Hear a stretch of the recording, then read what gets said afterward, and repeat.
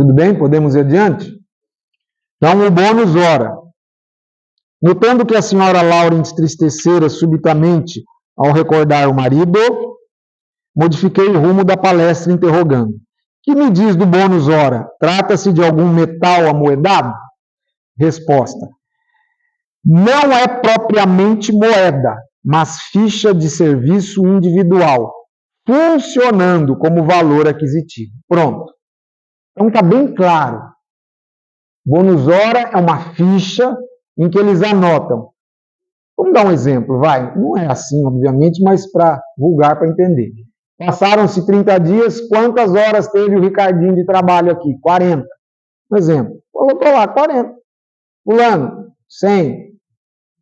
Coloca na ficha. Está ali. E esse crédito registrado ali funciona como valor aquisitivo. Ah, parece um cartão de crédito? Por aí. A ideia pode ser essa. Tá? Aquisitivo? Perguntei abruptamente. Explico-me, respondeu a bondosa senhora. Em nosso lar, a produção... ela tinha falado lá que as casas pertencem à governadoria em regime comum. Olha só. Em nosso lar, a produção de vestuário e alimentação elementares pertence a todos em comum. Produção. Há serviços centrais de distribuição. Distribui na governadoria e departamentos do mesmo trabalho nos ministérios. O celeiro fundamental é propriedade coletiva. Celeiro fundamental. Podem haver outros. Então, o que nos dá a ideia aqui? Vestuário, alimentação, elementar. Elementar. O que é a palavra elementar? Simples. Simples. E alimentação é propriedade de todos. Por isso, talvez podemos afirmar que não há miséria no nosso lar. No sentido de pessoas que não têm o que comer, não têm o que vestir, tá? Isso considerando 1943. Nosso lar tinha 1 milhão de habitantes. Ante meu gesto silencioso de espanto, acentuou. Todos cooperam no engrandecimento do patrimônio comum e dele vivem. Os que trabalham, porém, adquirem direitos justos. Cada habitante de nosso lar recebe provisões de pão e roupa, no que se refere ao estritamente necessário. Olha aí. Mas os que se esforçam na obtenção do bônus hora conseguem certas prerrogativas na comunidade social. Então, o que eu estou entendendo disso aí? É um estímulo. É um estímulo. Não é? Porque lá ele nos informou que é uma colônia transitória de trabalho e socorro. Está lá atrás. É pelas características, pela localização geográfica, né, dentro do umbral, trabalho e socorro. Então, me parece, inclusive, nós vamos desenvolver isso, que lá nós aprendemos a trabalhar. Então, o bônus horas é tempo, concorda comigo? É hora, bônus hora. Então, esse sistema, vou ver aqui que eu anotei, ele considera o tempo, e agora ela vai vir com outra pergunta, já já. Vamos lá, já temos o tempo. O espírito que ainda não trabalha poderá ser abrigado aqui. No entanto, os que cooperam podem ter casa própria. Então, se não tem casa própria, qual que é o destino? Ao André Luiz. Ele trabalhava? Ele foi residir na casa de alguém, por favor. Mas se não tiver alguém que deve ter um abrigo. Não é? Se não tem um abrigo, se você trabalha, você chega lá, desperta, está no hospital, desperta, tal, está consciente, e já arregaça a manga e vai trabalhar, Você também pode ficar em determinado local, mas logo você pode ter crédito para, não é, alguma coisa a mais, que é o que está falando aqui. O ocioso vestirá, sem dúvida. É interessante isso, né? Vestirá, quer dizer, lá a pessoa se veste. Mas o operário dedicado vestirá o que melhor lhe pareça. Compreendeu? Ou seja, escolhe. Não é uma meritocracia? Só que não é uma meritocracia viciada, corrompida, onde alguém às vezes parece que tem mérito, mas não tem. Que lá eles sabem da sua ficha. Não, você veio da terra nessa condição. Como que você quer aqui chegar e cantar e aí na janelinha? Não, peraí. Não é? Então, os inativos podem permanecer nos campos de repouso. Lembra daquela senhora? Das 304 horas? No gabinete do ministro? Quantas horas a senhora tem aqui? Há 6 anos que a senhora está aqui? 304. Lembra? Era 2% do que ela poderia ter feito. Aí ele fala o que para ela lá nesse capítulo? Volte para o seu campo de repouso, que ela arbitrou. Ele colocou ela num monte de trabalho, né? Mas ela quis continuar no... Então volta para o campo de repouso e vai refletir sobre essa nossa conversa. Olha aqui, ó. Então, o campo de repouso.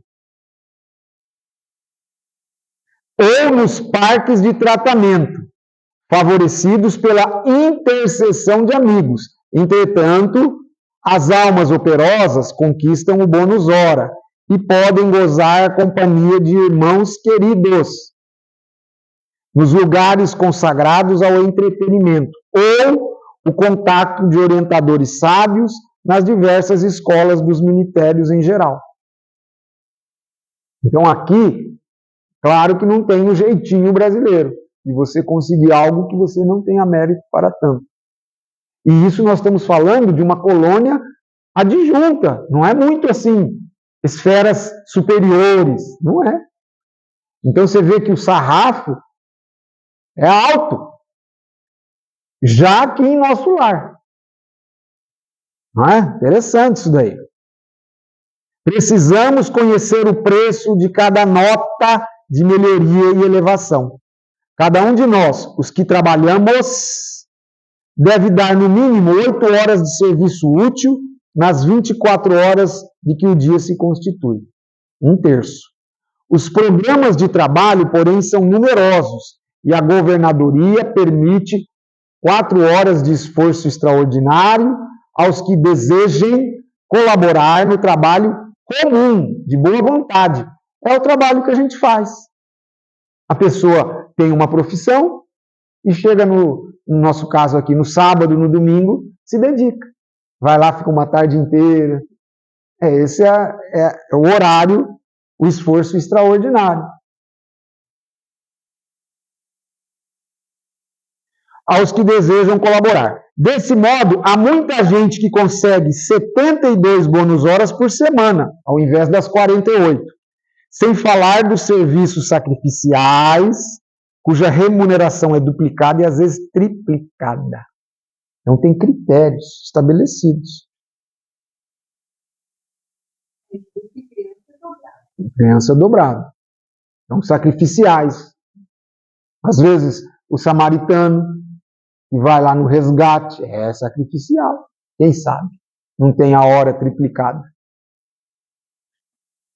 Mas é esse o único título de remuneração? Perguntei. Sim, é o padrão de pagamento a todos os colaboradores da colônia, não só na administração, como também na obediência. Ó, desde o governador até o mais simples funcionário de qualquer outro título de trabalho simples. Lembrando as organizações terrestres, indaguei espantado. Olha só, tá vendo?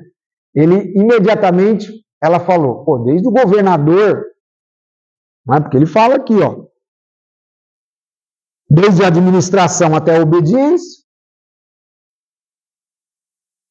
Aí ele indaga, Como conciliar semelhante padrão com a natureza do serviço? Ou seja, como que pode pagar a mesma coisa se um é governador e outro é um que varre lá? De onde o André Luiz tirou isso? Da terra, do que ele é acostumado, do que ele viu, do que ele fixou. O administrador ganhará 8 bônus horas na atividade normal do dia e o operário do transporte receberá a mesma coisa? Não é o trabalho do primeiro mais elevado que o do segundo? Ó, nós vimos que o tempo é um fator considerado. Agora nós estamos vendo o segundo fator, já vai engatar o terceiro. Primeiro foi o tempo, que é o próprio bônus hora. Tempo de trabalho. O segundo é a natureza do serviço, que considera. E isso aqui é na Terra também, não é? Pessoa que trabalha mais tempo, provavelmente, dependendo da natureza do serviço, será melhor remunerado. Então está empatado. Terra, mundo espiritual. Aí ela sorriu e explicou. Tudo é relativo. Se na orientação, ou seja, quem está lá no Ministério do Esclarecimento, seja lá eu no Ministério da Elevação Divina, um cargo superior, ou na subalternidade, o trabalho é de sacrifício pessoal, se é de sacrifício pessoal, seja lá em cima ou aqui embaixo, a expressão remunerativa é justamente multiplicada. Então aqui começa a entrar um fator que na Terra não é considerado. Sacrifício pessoal. É no mundo espiritual. Examinando, porém, continua a resposta, mais detidamente a sua pergunta, precisamos, antes de mais nada, esquecer determinados prejuízos da Terra. Ou seja, André Luiz, em outras palavras, ela está dizendo, não meça com a mesma régua o que nós estamos falando aqui com o que você trouxe da Terra. Não meça. A natureza do serviço é problema dos mais importantes. Ou seja, se é um governador, se é mais simples. Contudo, na própria esfera da crosta é que o assunto apresenta a solução mais difícil. Ou seja, aqui não tem jeito. Aqui esses dois fatores, tempo e o teor do serviço, a natureza, é que lastram o seu salário positivamente. Né? A maioria dos homens encarnados está simplesmente ensaiando o espírito de serviço e aprendendo a trabalhar nos diversos setores da vida humana. Está vendo? Aqui nós estamos aprendendo a trabalhar. Por isso mesmo, é imprescindível fixar as remunerações terrestres com maior atenção. Está vendo? Ela fala que é até necessário que seja baseado nesses dois aspectos, mas precisaria ter um aperfeiçoamento, que por enquanto não tem, mas que no nosso lar já é entendido assim. Né? Está acompanhando, gente? Todo ganho externo do mundo é lucro transitório. Que ganho externo do mundo é esse? O dinheiro e os bens que você compra com ele. Tudo isso é transitório. Vemos trabalhadores, agora ela vai dar exemplo do que ela está falando. Vemos trabalhadores obcecados pela questão de ganhar, transmitindo fortunas vultuosas à inconsciência e à dissipação. Não tem isso? O familiar recebe uma fortuna e... Outros amontoam expressões bancárias que lhe servem de martírio pessoal e de ruína à família. Por outro lado, é indispensável considerar que 70% dos administradores terrenos.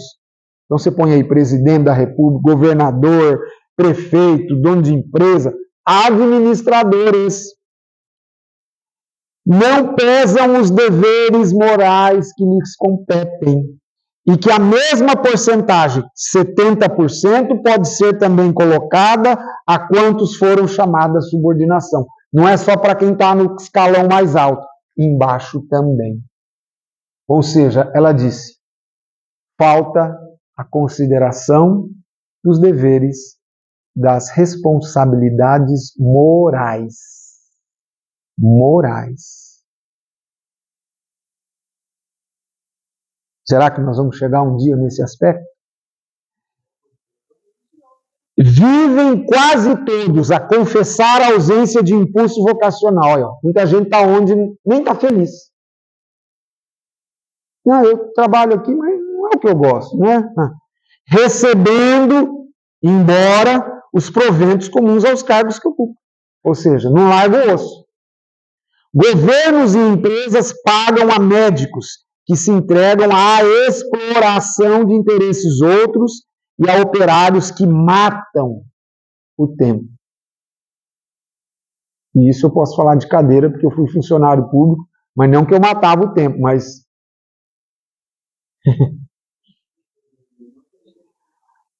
Mas isso é no todo o país, viu? Não é só em Araçatuba, não.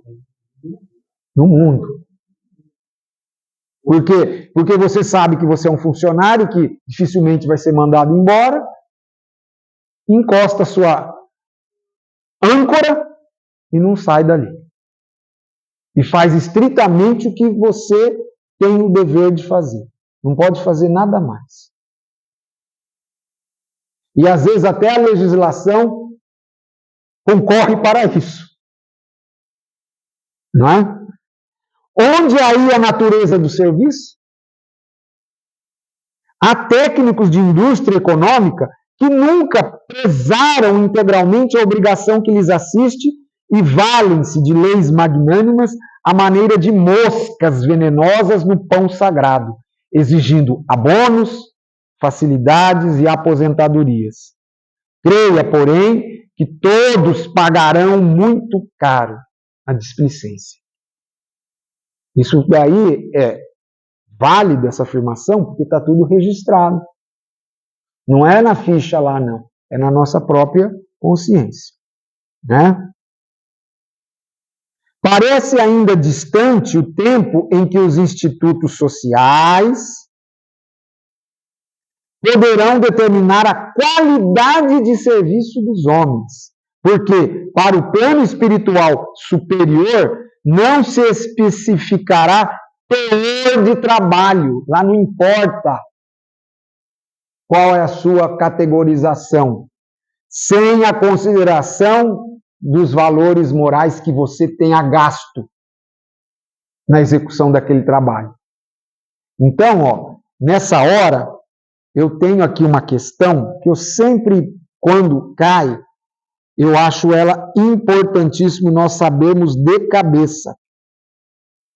Se não me engano, é 914. Deixa eu ver se eu anotei aqui. Do Livro dos Espíritos. Aqui. 914 do Livro dos Espíritos. Ela, inclusive, responde a pergunta sua de quando esse mundo vai melhorar. Quando que essa bagunça que nós estamos vendo no país nosso e fora do país nosso vai acontecer? Porque ela está falando aqui, ó. Parece ainda distante o tempo em que os institutos sociais poderão determinar a qualidade de serviço dos homens, os institutos. Aí vem a pergunta, 914. Está falando sobre egoísmo. É o item egoísmo do Livro dos Espíritos. Onde os espíritos vão chegar, hein? Fala assim, ó. Fundando-se o egoísmo no sentimento do interesse pessoal, o egoísta tem alto interesse pessoal. Correto? Então, fundando-se o egoísmo no sentimento do interesse pessoal, bem difícil parece extirpá-lo inteiramente do coração humano. Chegaremos a consegui-lo? É o problema da Terra. A resposta é curta, hein? À medida que os homens... Faz a correlação com isso que ela falou aqui, ó, as instituições da Terra. À medida que os homens se instruem acerca das coisas espirituais, menos valor dão às coisas materiais. Ponto 1 da resposta. Então, para melhorar as coisas, os homens vão ter que se instruir acerca das coisas espirituais. É o que acontece hoje? Pelo contrário, de uma forma geral. Então, primeira coisa, os homens vão ter que se instruir das coisas, porque eles menos valor dão às materiais. Depois, e segundo ponto, necessário é que se reformem as instituições humanas que entretêm e excitam o egoísmo. Isso depende da educação. Acabou a resposta.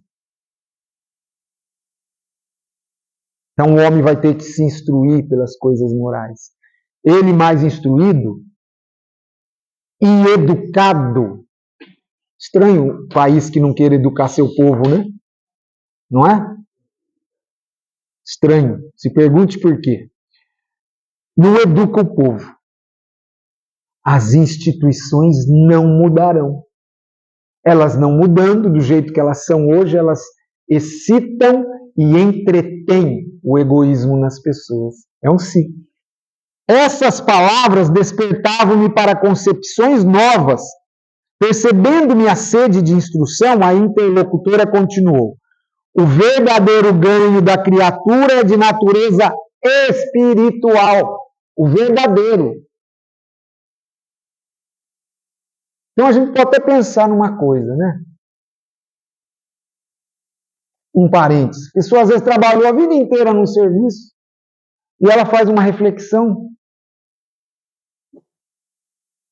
Às vezes em 2, 3 trabalhos diferentes, ou um só. No meu caso, foi um, eu só trabalhei num lugar. Né? A pessoa pensa assim, nossa, nesse trabalho eu nunca tive nada de ganho moral. Nunca me acrescentou em nada. Seja pelo estímulo que veio de fora, né, do próprio ambiente, seja de mim para lá. Isso é triste. Isso é terrível. E a gente pode traçar um paralelo, você e eu e nós dentro da doutrina espírita. Qual foi o ganho moral de você dentro da doutrina? Nenhum, às vezes. Moral, nenhum. Você apenas se informou, mas não transmutou isso para a prática, para a ação e para a sua melhoria própria. Ô, Robson, mas isso pode acontecer? Pode. Pode acontecer de uma pessoa ficar 40, 50 anos no espiritismo só se informando e não mudar? Arrisco a dizer que é a maioria. Porque a gente traz a ilusão lá atrás de que a gente pode ganhar o céu com a religião. E não ganha. Se a religião não fundamentalmente mudar. Né? Então, o verdadeiro ganho da criatura é a natureza espiritual. E o bônus hora em nossa organização modifica-se. O bônus horas modifica-se em valor substancial segundo a natureza dos serviços. Ou seja, lembra, tempo, natureza do serviço e o terceiro item, valores morais, que é o ganho espiritual. Então, agora sim, com esses 3 fatores, você pode estar ali, no Ministério da Regeneração, temos o bônus horas regeneração. No Ministério do Esclarecimento, bônus horas esclarecimento. E assim por diante. Ora, examinando o provento espiritual, o ganho espiritual, é razoável que a documentação de trabalho revele a essência do serviço. As aquisições fundamentais, ele falou lá, natureza espiritual, ele desdobra agora. As aquisições fundamentais constituem-se experiência, educação, enriquecimento de bênçãos divinas, extensão de possibilidades. A gente nunca, raramente, refletiu e pensou sobre isso nas nossas obrigações profissionais ou nos nossos trabalhos, até voluntários, sobre isso aqui na Terra. E isso é o que voga no mundo espiritual. Adjunto, hein? Não é o mundo espiritual superior que então isso se potencializa muito naturalmente. Aqui é quase que um degradê, um primeiro degrauzinho para o que vem em umas esferas mais superiores. Não é? Nesse prisma, os fatores assiduidade e dedicação representam aqui quase tudo. Então, se você é uma pessoa assídua e dedicada, muito bem. Você já está fazendo um bom exercício. Em geral, em nossa cidade de transição, a maioria prepara-se com vistas à necessidade de regresso à Terra, círculos carnais. Examinando esse princípio, é natural que o homem que empregou 5.000 horas em serviços lá no Regeneração tenha efetuado esforço sublime a benefício de si mesmo. Lembra, o que ele faz na regeneração? No Ministério da Regeneração. Ele tem que lidar com espíritos recém-chegados, espíritos rebeldes, que exigem, doentes, desequilibrados. Não é? Lembra que ele fala das características de quem está em cada um dos ministérios? Então, repetindo, se ele trabalha ali, ele vai ter esforço sublime a benefício de si mesmo. O que despendeu 6.000 horas de atividade no Ministério do Esclarecimento, trabalhou com o intelecto, estará mais sábio. Poderemos gastar o bônus hora conquistado, ou seja, você pode comprar uma casa, pode gastar. Aí ela põe ponto e vírgula. Entretanto, é mais valioso ainda que tenha o registro individual da contagem de tempo de serviço útil, que nos confere direito a preciosos títulos. Então ela pôs duas situações. Você pode pegar o bônus horas e gastar. Uma roupa melhor, uma comida um pouco melhor, uma situação tal. Está entendendo? Mas é melhor você guardar ele para ficar como valor aquisitivo, onde nós temos direito a preciosos títulos, que ela vai dizer. Semelhantes instruções interessavam-me profundamente. Aí falou assim, poderemos, porém, gastar nosso bônus hora a favor dos amigos? É o que ela acabou de falar no final aí. Ele vai dizer, perfeitamente, ela responde. Poderemos repartir as bênçãos do nosso esforço com quem nos aprouver. Isto é direito inalienável do trabalhador fiel. Contam-se por milhares as pessoas favorecidas aqui em nosso lar pela movimentação da amizade e do estímulo fraternal. Está vendo como a fraternidade vige, forte ali? O mais bem aquinhoado não vai pegar o dinheiro e falar assim, não, eu tenho uma casa, eu quero comprar 5. Nós já vimos que não pode. Que é isso? O que é isso? Não posso comprar 2 casas? Não, só uma. Ué, nós não acabamos de ver que as instituições têm que mudar? Mudou. Aqui você não compra 2 casas, porque isso entretém e excita o egoísmo. Você concorda com isso ou não? Que nem aquela história da mulher que tinha 74 pares de sapato. Falou com o Chico. O Chico falou, nossa, eu não tenho... Não, acho que é 36. Ele falou, acho que eu não tenho 72 pés para vestir. Tem que ser uma centopeia, né? Então você está entendendo que a instituição, quando ele fala aqui, que a instituição tem que mudar, é a instituição no seu amplo sentido, inclusive dentro da família.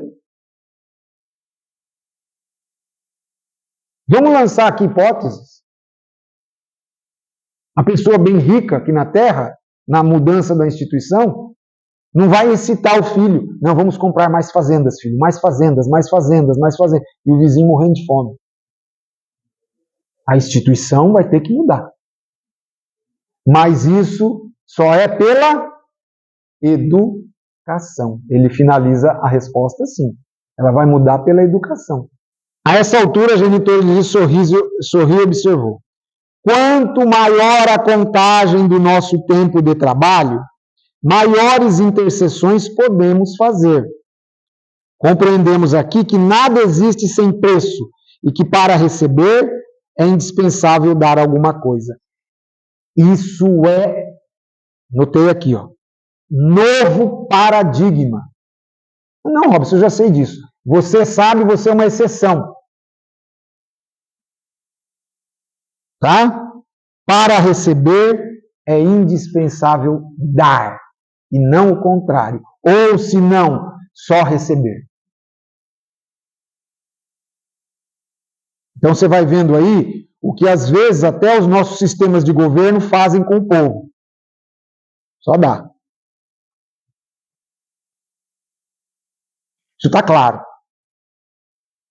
Isso vai gerar uma sociedade que só quer vem a nós, vem a mim.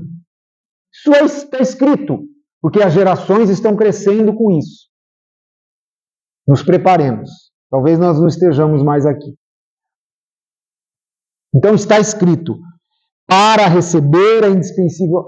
Quer dizer, se você entrou no mundo espiritual, você está numa colônia séria lá de trabalho, de esforço, você tem que entrar nessa vibe. Se você não entrar nessa energia, não é? De trabalhar em prol de construir algo para depois você poder receber, não vai funcionar a sua intenção. Ô Robson, mas pelo que eu vejo aqui na Terra, 70% não é assim. Ora, então é por isso que desencarnam e ficam por aqui, meu querido. Que não têm altura cerebral, espiritual e não desejam compartilhar esse novo paradigma. Pega uma pessoa que não gosta de trabalhar, para não falar outro nome mais vulgar, uma pessoa que não gosta de trabalhar, nunca gostou, e fala para ela trabalhar. O que ela vai falar? Não quero trabalhar. Então ela não tem pulmão espiritual para isso. Ela vai ter que adquirir. Infelizmente, vai ter que ser através do sofrimento, da dor. O arguilhão, a professora, a mestre. Ele muda. Quanto tempo vai demorar isso? Né? Então, isso é um paradigma.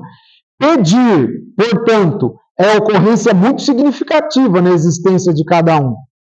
Somente poderão rogar providências e dispensar obséquio os portadores de títulos adequados, entendeu? A mãe, eu fui buscar essa frase lá atrás, a mãe do André Luiz fala assim, meu filho, lá no capítulo, eu preciso aprender a trabalhar para poder ter mérito e poder interceder por alguém. Aprender a trabalhar. Ela não aprendeu na Terra. Ela está aprendeu no mundo espiritual. E quem está aprendendo no mundo espiritual, então está fazendo esse trabalho. Vai reencarnar. Só que tem o esquecimento do passado.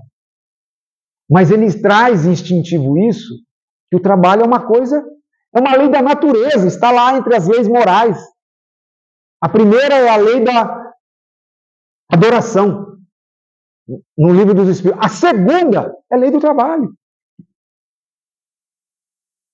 Os Espíritos colocam que trabalho é toda ocupação útil, que é outro paradigma que nós vamos ter que entender para a Terra.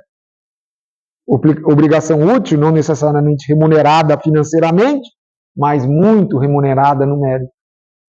Principalmente se houver sacrifício pessoal, que é o que nós estamos aprendendo aqui.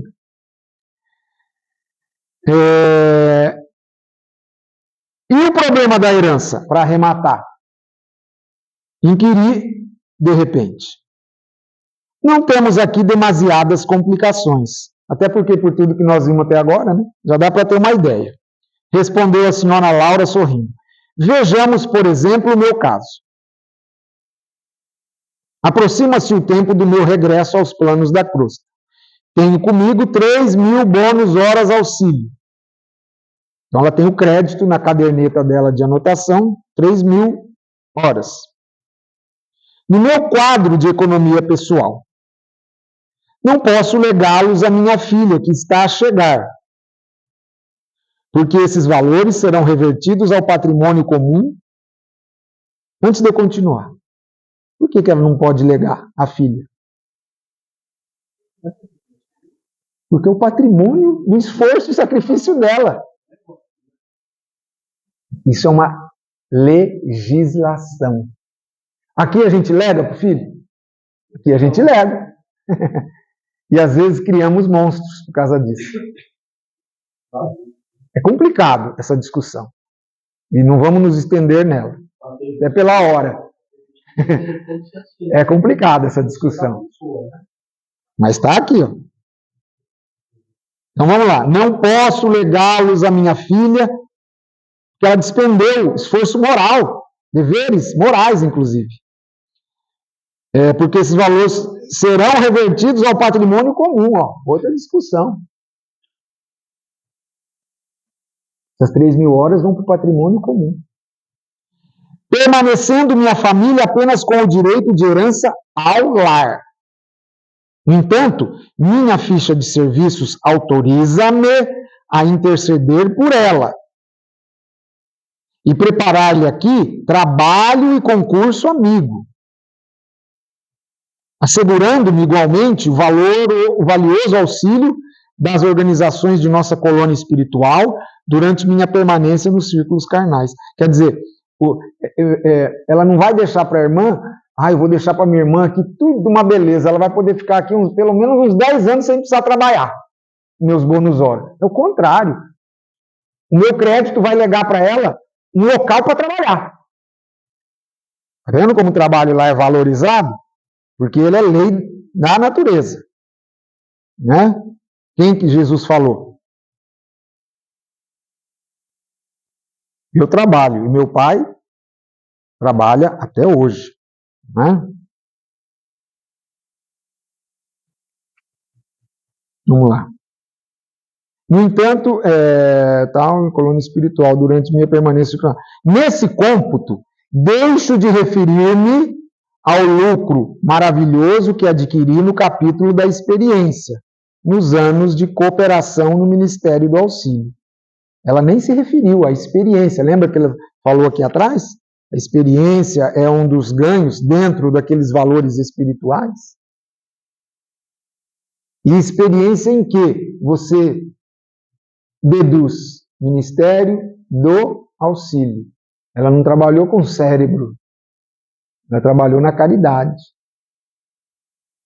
E entender, em desenvolver. Fala coisas que se desenvolve na caridade. Paciência, compreensão, compaixão, abnegação. Isso é a experiência de quem está trabalhando, né, na caridade. Volto à terra investida de valores mais altos e demonstrando qualidades mais nobres de preparação ao êxito desejado. Isto significa que na erraticidade a gente pode crescer e amealhar condições para futuras existências na carne. Na erraticidade. Isso não fica claro na obra básica. Eu escrevi há pouco no blog sobre erraticidade, faz uns 2 domingos aí, foi um diálogo, e lá deixei claro isso. A erraticidade é local também da gente crescer e evoluir, e se melhorar.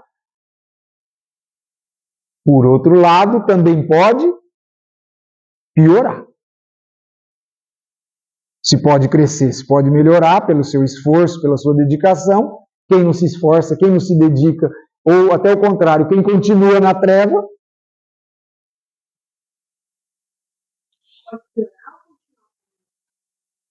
pode piorar no sentido da encarnação que vem. Exatamente. Ele continua como ele está. Mas na situação de que ele vai reencarnar, que nem aqui, ela vai reencarnar em condições melhores. Melhores financeiramente, Robson? Melhores socialmente? Não. Melhores na resistência, no valor moral, nas virtudes, para driblar as dificuldades da terra, neste sentido. Ia prorromper em exclamações admirativas, referentes ao processo simples de ganhar, aproveitar, cooperar e servir, confrontando aquelas soluções com os princípios imperantes no planeta, mas um brando burburinho aproximou-se da casa. Antes que pudesse emitir qualquer observação, a senhora Laura murmurou, satisfeita: "Nossos queridos estão de volta", e levantou-se para atender.